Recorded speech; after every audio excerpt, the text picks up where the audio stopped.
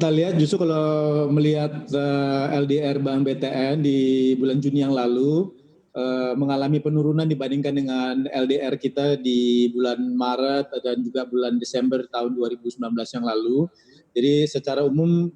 tentunya LDR kita 111% di bulan Juni dibandingkan dengan 114% di bulan Maret yang lalu. Jadi kalau melihat kondisi tersebut justru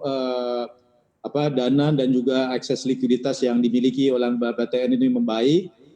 bahkan beberapa rasio-rasio seperti misalnya liquidity coverage ratio, kemudian ALNCD, ALDPK, semuanya juga menunjukkan adanya perkembangan yang positif. Saya lihat ini juga merupakan satu perkembangan setelah dikeluarkannya PMK 70, di mana pada saat itu yang sekarang sudah direvisi menjadi PMK 85 kalau saya nggak salah, atau PMK 104, di mana dengan PMK 70 tersebut pemerintah melakukan penempatan dana sebesar 30 triliun rupiah di bank-bank himbara dan sekarang ke bank-bank umum, sehingga ini juga tentunya meningkatkan confidence dan juga kepercayaan masyarakat terhadap perbankan,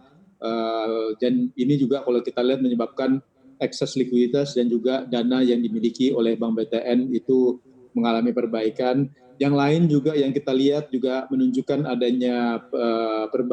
tren perbaikan yang menyebabkan likuiditas di perbankan itu juga kalau saya yakini akan tetap akan baik. Tentunya terkait juga dengan adanya penurunan tingkat bunga kebijakan Bank Indonesia dan juga kebijakan dari LPS untuk menurunkan 25 basis untuk tingkat bunga acuannya. Ini juga tentunya akan memiliki pengaruh yang cukup positif terhadap kondisi likuiditas dan juga persaingan dana di antara sektor perbankan. Iya, kalau kita lihat kemarin ini juga BTN juga sudah melakukan penawaran awal untuk obligasi berkelanjutan 4 tahap 1 tahun 2020 dan hari ini bahkan mulai dilakukan penawaran umum begitu ya. Artinya nanti dana segar yang diperoleh ini akan diprioritaskan untuk apa? Tentunya buat kita untuk disalurkan dalam bentuk kredit, tadi seperti kami sampaikan, kami mendapatkan penempatan dana dari pemerintah itu 5 triliun rupiah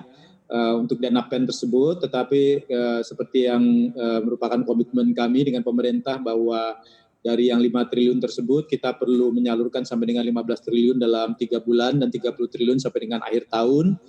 sehingga tentunya untuk bisa menyalurkan sampai dengan 3 kali tersebut, kami juga perlu mencari dana masyarakat lainnya ya. Tentunya salah satu bentuk kami untuk mencari dana adalah untuk dalam penyaluran kredit ini. Sebetulnya ini juga merupakan refinancing daripada obligasi yang jatuh tempo di tahun 2020 ini, sehingga tentunya dana ini akan digunakan untuk melakukan refinancing dan juga disalurkan dalam bentuk kredit kami khususnya adalah dalam bentuk kredit KPR.